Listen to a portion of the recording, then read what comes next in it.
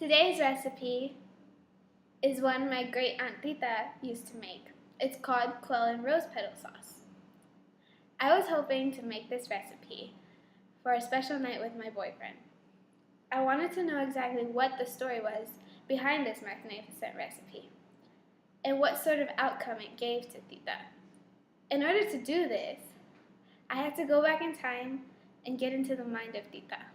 Oh, Banner just brought me these beautiful roses, and Mama Elena wants me to get rid of them because they anger Rosaura. I know what I'll do. I'll make a delicious recipe out of them. For this recipe, I'll need chestnuts,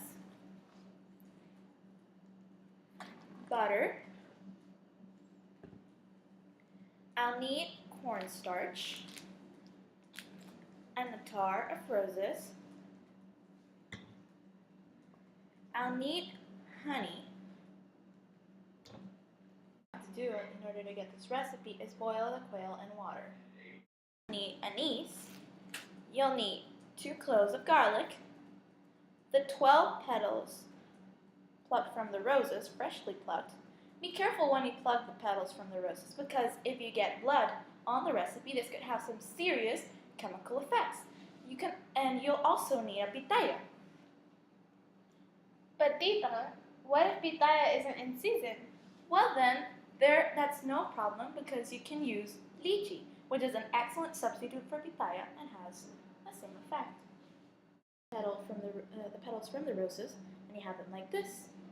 You ground them in a mortar along with the anise. You ground them while you separately have to be browning the chestnuts in a pan.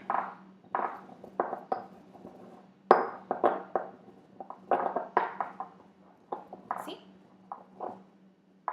Once are peeled and browned, you have to add them to ground pitaya along with the honey, the garlic, and the rose petals. Is that you should mince the garlic like so. Copy my movements. You should mince them into small pieces, and then you should brown them slightly in butter. Here is our finished dish. Tell me what you think.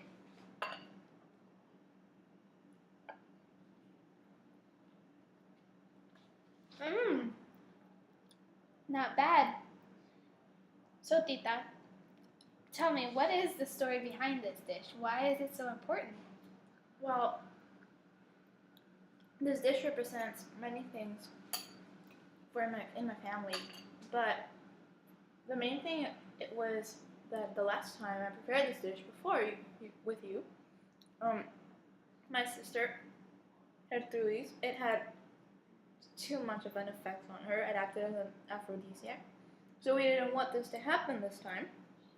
That's why we used a substitute for pitayas, because that way the effect would be less.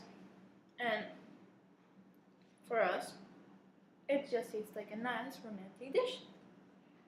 See, and when I made my dish, I used chicken as our substitute for quail, because quail is just so rare to find nowadays. We used chicken, and it did have a different effect. It didn't affect me as much, but it affected my boyfriend.